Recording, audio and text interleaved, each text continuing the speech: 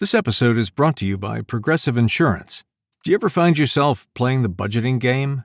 Well, with the Name Your Price tool from Progressive, you can find options that fit your budget and potentially lower your bills. Try it at Progressive.com.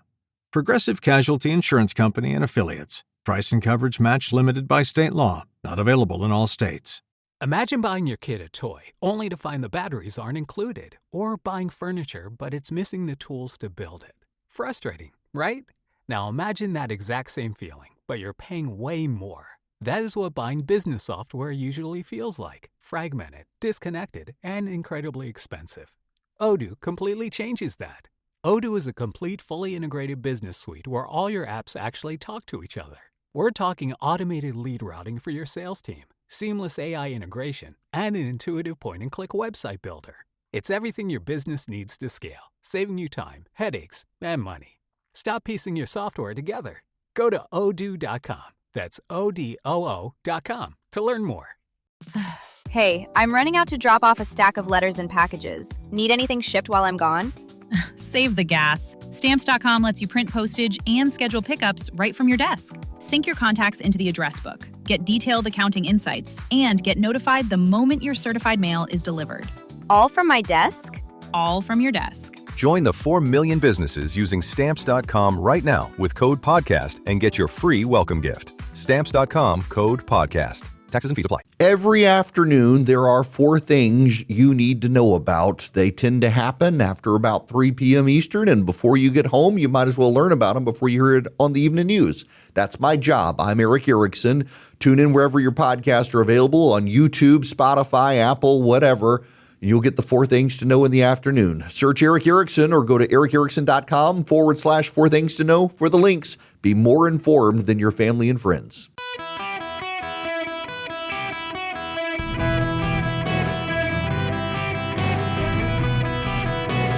Welcome to the Eric Erickson Show podcast, Hour 2. Well, one of the top pollsters in the state of Georgia has Rick Jackson taking the lead against Keisha Crimeway Bottoms in the governor's race in Georgia.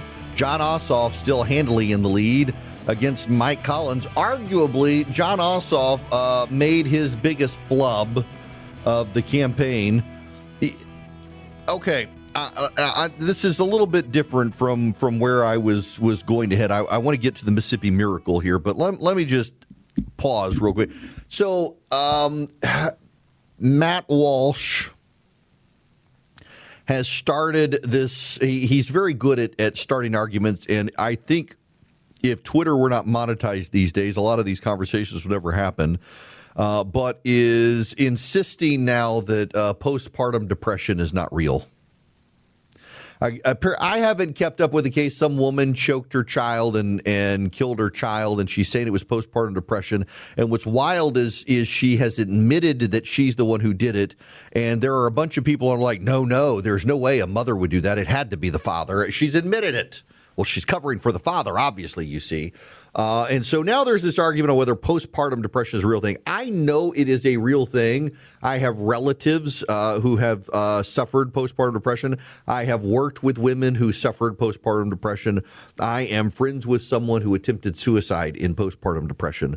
I know someone whose wife dropped their children off at the child's grandparents at her mother's house, and she went home and killed herself. I know postpartum depression is real, and in some cases, it is a very bad thing. And to watch a bunch of flannel-clad bros online arguing that it's not real, social media has now broken down society and broken down what keeps society going, and people are getting really, really, really online. In fact, last night, now there's a lot of profanity in it, so I can't exactly read you all of it, but I will. Let me find this post that someone sent me last night, and I was like, yes, this is so true. A description of how social media has started rotting people's brains out there. It's very absurd. The level of antagonism and argument now that we are seeing from weirdos online who are very, very hyper online. They They don't really even exist in the real world. People in the real world are like, I've never heard of this person. And everybody online apparently knows who the person is because they're all addicted online. And I have weaned myself off. Now, here it is. Every society has a significant number of people who, for a variety of reasons, yearn for every opportunity to let out their inner a-hole, tear down the thin veneer of civilization, and are only constrained by robust social norms. We have torched those norms and created a permission structure, both on the left and the right, for these people not simply to avoid censure, but to actually amass social capital by doing what they had always wanted to do with impunity: hurl racial epithets, harass minorities of choice, fantasize about mass murder, cavort freely in the nihilistic carnival. It's so true. There is the Oscar Wilde, it's his one completed novel, The Portrait of Dorian Gray.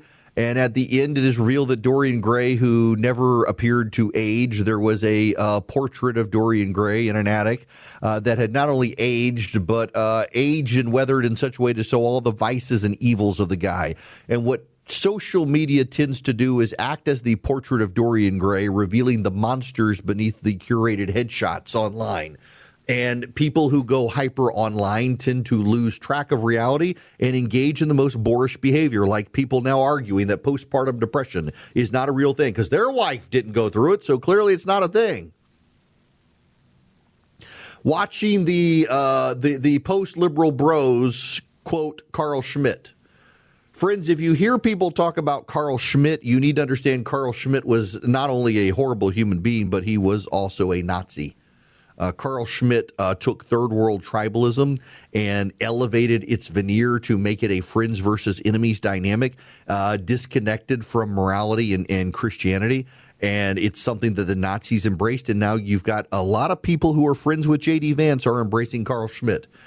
J.D. Vance himself is very, very, very hyper online. J.D. Vance is, it's a super heterodox, bro, but I don't believe we should be the reserve currency. That statement right there is a sign that you spend way too much time on the series of tubes known as the internet. If you think that getting rid of reserve currency is a good thing, you are too hyper online, which gets me to Jon Ossoff. Now, full disclosure, every year, the Carathon for Children's Healthcare of Atlanta, I interviewed Jon Ossoff. He's a very nice person you can find common ground with, but he's somewhat robotic. The next Obama PR nonsense, if you ever talk to him one-on-one, he's rather stiff and robotic. Hello, I am Jon Ossoff. I am your senator. I am here to say what good things I have done for the state of Georgia. I am your senator, Jon Ossoff. It's kind of like stiff, robotic. Like they used to joke about Mitt Romney having to have his operating system upgraded every few weeks on the campaign trail. It's kind of true with Jon Ossoff. They shoved that disc up into him and reboot him and load him up with the newest. And the other day they trotted him out on the campaign trail after the story came out about the president being carted off Air Force One in a catering truck and delivered to a different one. And he had very limited number of aides who he could take. And one of those aides is named Natalie. Natalie is a very loyal aide to Donald Trump. Do you know why Natalie is loyal to Donald Trump? The suggestion the Democrats are making is they're having an affair. That's not it at all. Natalie is a bone cancer survivor. And Natalie was going to die. But Donald Trump signed into law something called the Right to Try Act. And the Right to Try Act gives patients the right to try medicines that might cure their otherwise fatal diseases. And Natalie lives. And she has been ever loyal to Donald Trump since. And she is the person who tends to write his Truth Social pieces. She is the one who prints out screenshots of things said about him online. She is one of his most trusted aides. Natalie Harp is a young woman who has done nothing wrong other than work for the President of the United States. And the sitting senator from Georgia was fed a line into his teleprompter by his hyper online staff to imply that the president and Natalie Harp are having an affair. And we all know that that is exactly what Jon Ossoff was implying. And while the sailors on the Lincoln fight his war, while he fruitlessly drains our munitions and oil reserves, the president sleeps through his meetings. He golfs and trades stocks. See, he doesn't want to do the job. He wants to build his ballroom and travel with Natalie on their apparently defenseless flying palace gifted by the Emir of Qatar. Fly with Natalie on their palace. Jon Ossoff decided to elevate a young woman who survived bone cancer and decided to go work for the man who she thinks helped save her life and inarguably did, because she was denied the treatment that the law allowed her to have. And Jon Ossoff wants to imply something, and you all know that's what he was doing. And you know that's what he was doing because that's exactly how the left took it online. They were so happy that Jon Ossoff decided to attack Natalie Harp, a woman no one has heard of, and he decided to elevate her, a civilian employee of the government, to suggest something untoward with the president of the United States because she, who is a reliable aide to the president, was able to go get on the other plane with the president. So therefore, there must be something. He, of course, has had this blow up in his face. And now Jon Ossoff is having to do damage control and deny it. And where does he deny it? To Joe Biden's White House press secretary, a woman who spent years denying Joe Biden's decline before MS Now gave her a job. Why'd you decide to invoke Natalie Harp specifically in that speech? Well, Jen, thank you for having me. And here's the point. We're in wartime.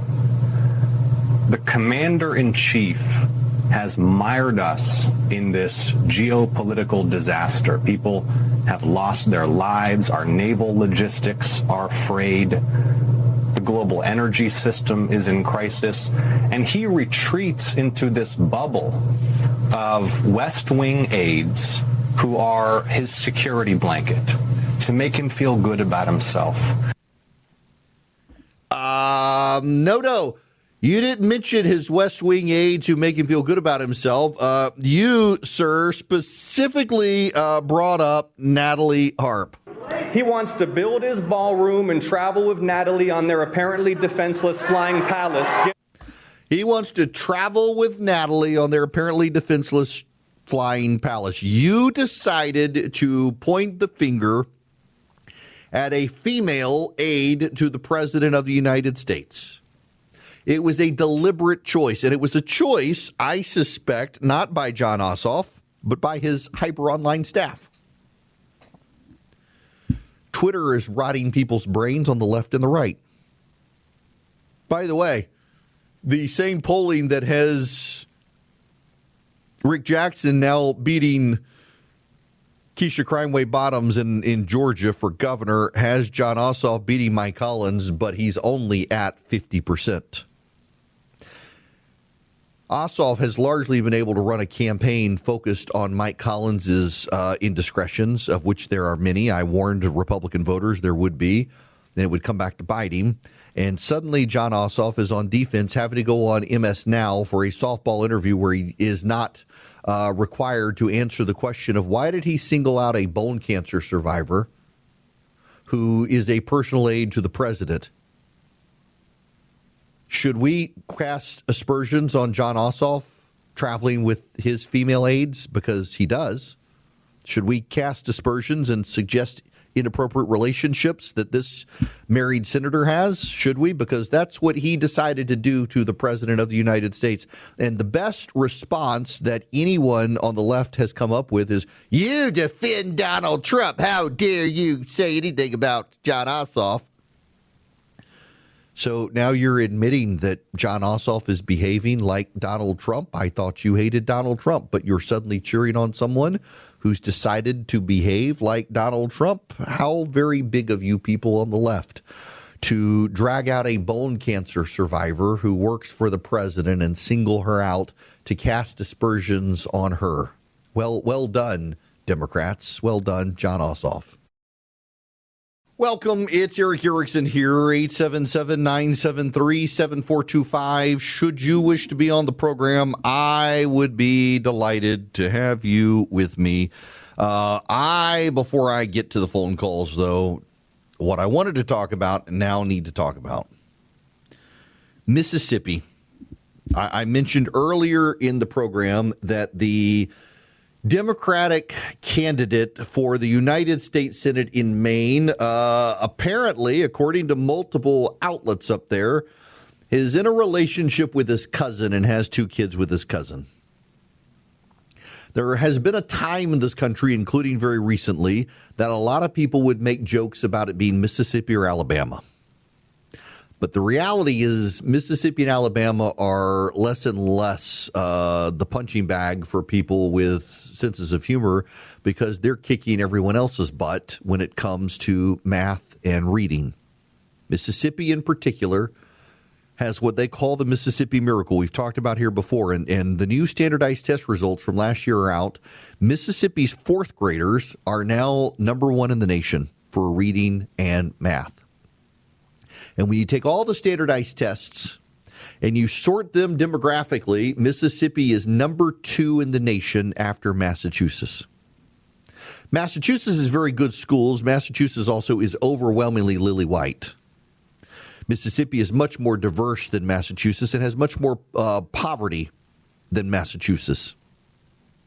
Let me put it to you this way, in a way that people will want to deny, and they can. In fact, the left is already trying to come up with excuses to say it isn't so, and they're having a hard time doing so, just given the standardized test scores that everybody, all the kids take around the nation, and Mississippi is beating everybody. Here is the truth, and this will blow your mind. A black child in Mississippi in 4th grade, regardless of income of the parents, is more likely to read and do math at grade level than a poor white child in California. A poor black kid in Mississippi is more likely to read and do math at grade level than a wealthy black child in California who goes to public school. A black child in Mississippi who is at the poverty line is more likely to be literate and able to do math than middle-class kids in public schools anywhere else in the nation. In other words, a state vilified as segregationist, misogynist, and racist by the good people of northern states in California is better educating young black kids than those states. The Mississippi Miracle, and it's spreading. The state of Georgia is moving to adopt Mississippi's education plan. The states of Louisiana, Alabama, and Tennessee have already done so. And guess what? After Mississippi, they are leading the nation now. All these states. And what is Mississippi doing? It's gone back to phonics, which used to be taught. It's doing basic math. It's holding parents accountable for their children's success and attendance at school. And it's not allowing kids to advance to a next grade level unless they can do basic math and reading. They're holding them all back, and they're assigning them in their future classes based on their performance. So the kids who need more help are in smaller classes. That's what Mississippi is doing, the tried and the true. But the teachers' unions in blue states are blocking those states from doing that.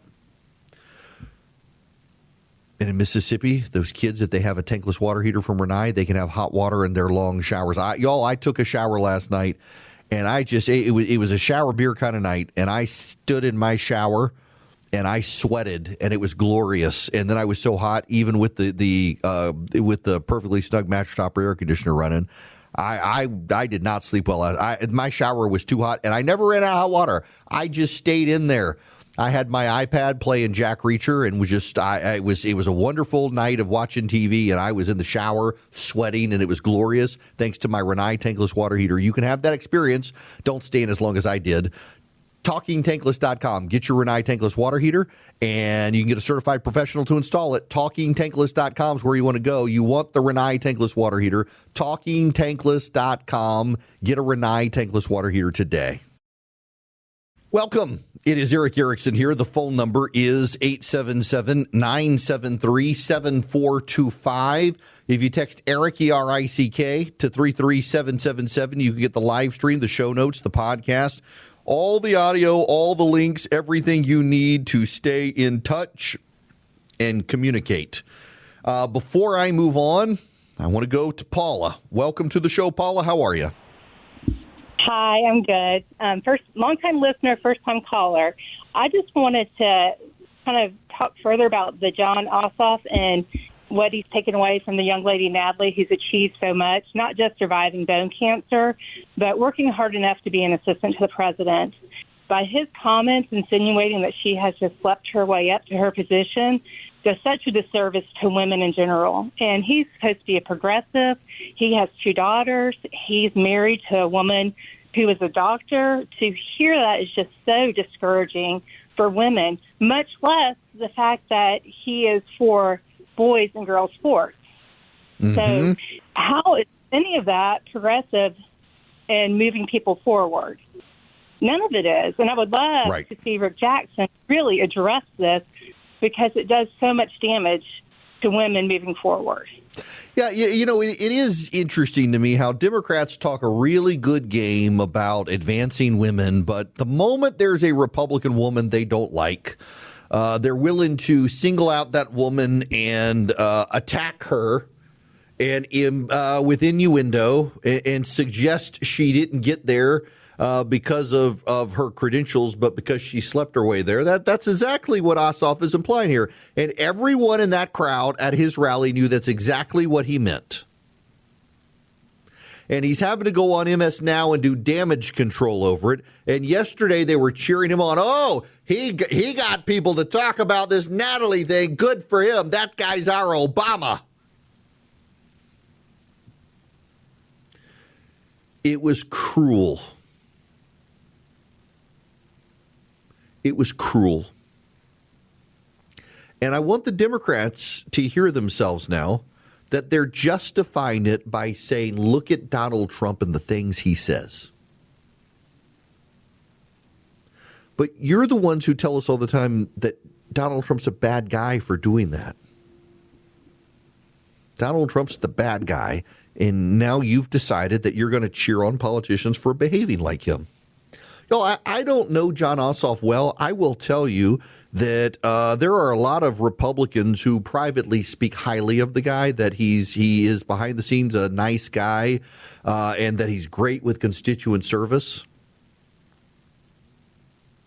But he's getting high on his own supply to do something like this. And his staff, by the way, is deeply progressive. And this gets to the wild progressivism of the staff out there on the left and the right. I gotta bring back up Abdul El-Sayed in Michigan. So let me put a nice tidy bow around all this. I don't believe for 1 minute that Jon Ossoff wrote the line about Donald Trump and Natalie Harp on their flying palace.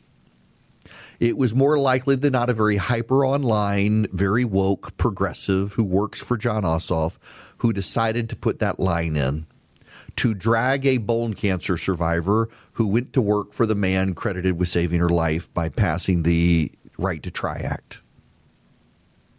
And they thought it was so clever and funny to bring in this story about the president jumping into this plane because of the Iranian threat, and Natalie Harp and several other aides went with him. And they didn't focus on the other aides, all of whom were male. They focused on the one female aide. In Michigan, Mike Rogers participated in a parade. Mike Rogers, in this parade, rode in a very old Ford pickup truck. A very old Ford pickup truck. I want to say it was a 1930s pickup truck. I mean, it was an ancient of days pickup truck. And it had a big American flag flying behind it. It was an old Ford pickup truck. Yeah, it's I want to say 1930. While I am on here live in real time, because your host is capable of doing multiple things at one time, even as his staff tells him it's a terrible idea to do, I am going to figure out right now live, so you have a sense of it, what that truck is. That truck is an old red Ford pickup truck. It's got the white-walled tires, and it's the 1947 F100. That's the truck, a 1947 Ford F100 pickup truck.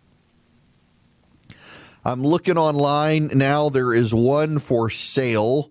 1947 first generation Ford F-Series, a series of trucks produced by Ford in North America from 47 to 52. The introduction of the F-Series marked the divergence of Ford car and truck design, developing a chassis intended specifically for truck use. These trucks go for a lot of money now. It's a gorgeous, gorgeous old vehicle. The chrome, the steel, made in Detroit. That's the truck Mike Rogers was in, a 1947 F100, the first year that Ford decided to build a truck chassis different from the car chassis. It's got a Mike Rogers sign on the side of it. He is in the driver's seat. Now I take it back. He's in the passenger seat. It's got 2 American flags on the back. And he put it on social media. He said, gotta love this American ride. There's no better way to do the Woodward Dream Cruise. Mason Pressler is a very woke democratic socialist who works for Abdul El-Sayed.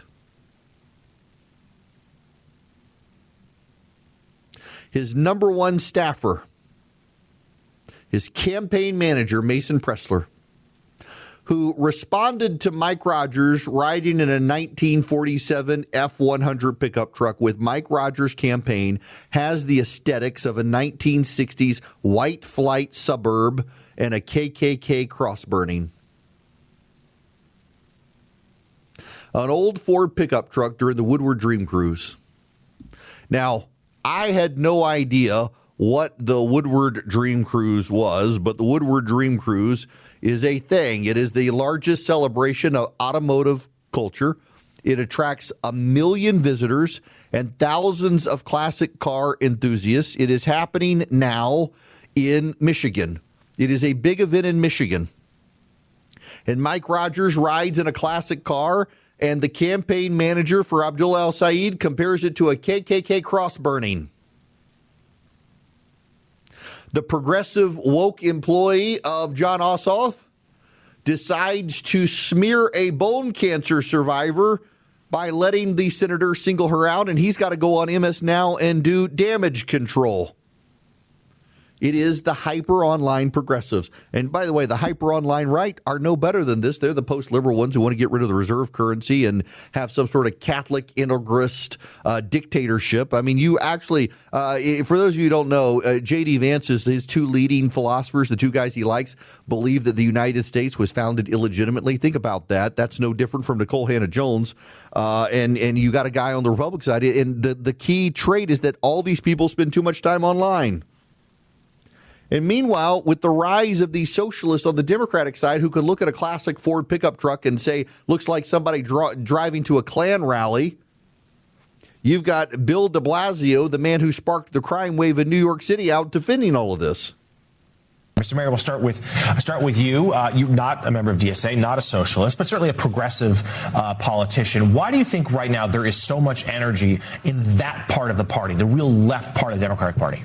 First of all, Jonathan, that part of the party cannot be blamed for the status quo in this country. And this is really, really important. I think mainstream Democrats, unfortunately, were identified with elitism in many ways. They were identified with complacency. They were seen as out of touch. That's the story of 2024. If we in 2024 had a vigorous message of change and separating from some of the things that didn't go so well for Joe Biden, I think we win that election, honestly. But now you've got candidates. It helps that they are charismatic. It helps that they're young and energetic. But they also can say plausibly, we didn't create this situation, and we're offering really sharp change. And when you look at the polling, it's quite striking. You know, I respect Hakeem Jeffries a lot, but I disagree with him when he said on Sunday he wouldn't vote for Medicare for all. That's a majority position in America now. Higher taxes on millionaires and billionaires, majority position. Changing our policies in the Middle East, getting out of the Iran war, majority positions. So I think these new candidates, it's not about the DSA platform. It's about they represent actually views that are increasingly where the American people are. And a lot of them are just good candidates, dynamic candidates. Not really. And by the way, those aren't majority positions. I don't know what polling he's reading. Maybe it's the poll that has come out. If you saw the show notes at noon today, you can text Eric to 33777 to subscribe. A pollster in Wisconsin admits his poll was made up. It was designed to put Francesca Hogg in the lead and to screw up the polling averages. They call it an experiment. So maybe that's what Bill de Blasio is looking at, because it's not actually a real thing.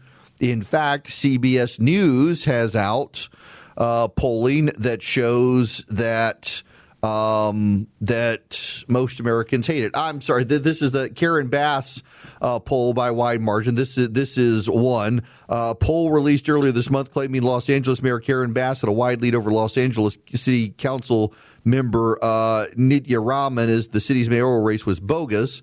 Median Strategies on Monday said its announcement about the mayoral race poll that it stopped its polling projections. Their poll showed Bass ahead by 12 points.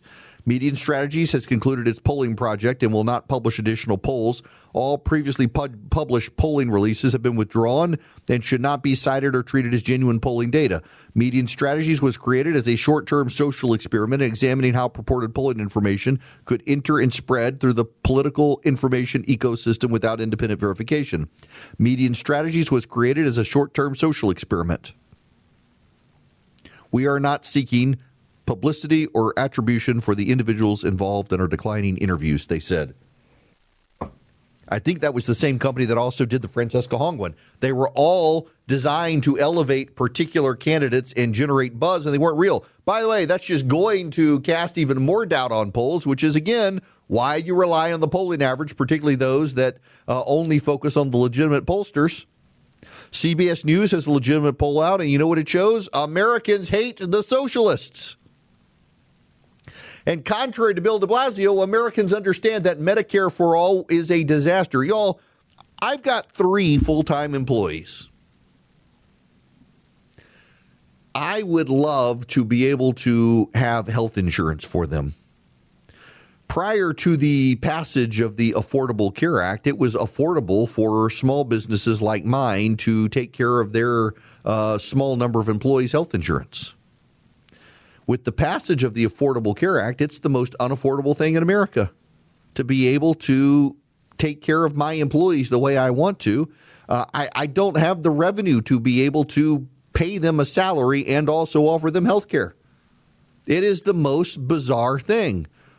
And the Affordable Care Act was supposed to make it easy. The Affordable Care Act has made health care even more expensive.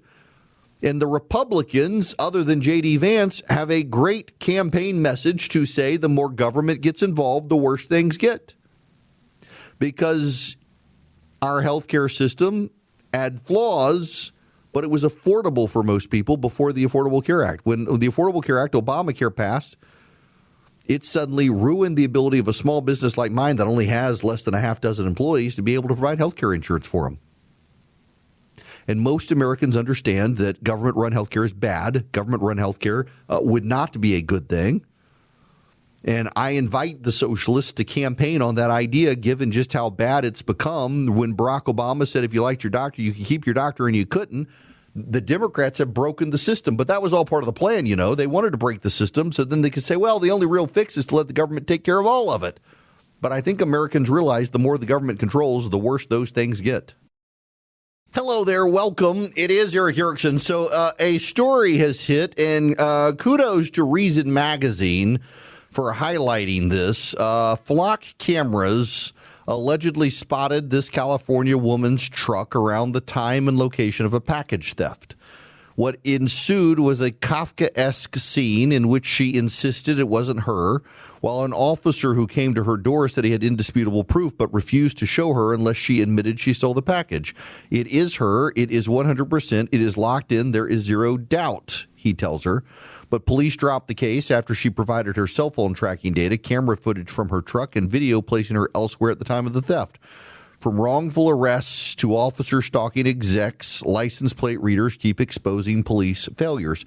It's not the fault of the flock cameras. It's the police themselves. In fact, there is a story out in Atlanta. A 52-year-old man faces a vehicular homicide charge after a flock license plate reader helped law enforcement track down a suspect in a fatal hit and run within 12 hours. A vehicle struck and killed 43-year-old Andrea Cantrell of Conyers, Georgia, during the early morning hours of Monday on Dogwood Drive. Detectives with the Conyers Police Department worked alongside the Georgia State Patrol to review surveillance footage, analyze evidence, and utilize flock safety intelligence software to identify the vehicle involved. The license plate reader platform allowed investigators to process vehicle data rapidly, leading them to a home on Harvest Street in Conyers, Georgia, where they located the suspect vehicle. You know what? I think if police improperly access flock data camera, there should be a mandatory minimum. You're going to jail for a minimum of 5 years. If you access the flock data inappropriately to spy on someone, you go to jail minimum 5 years. We should. And if flock wrongfully identifies someone, maybe liability for the camera company. They got insurance. But I don't see getting rid of the cameras because the cameras, like in this case, they were within 12 hours able to find the person who killed someone in a car wreck. The number of rescued kids this year is over 50. The number of kidnapped kids who have been found due to flock cameras is over 50. The number of murder cases solved rapidly is staggering because of the flock cameras. They are very useful, but they can be abused. So punish the abuse.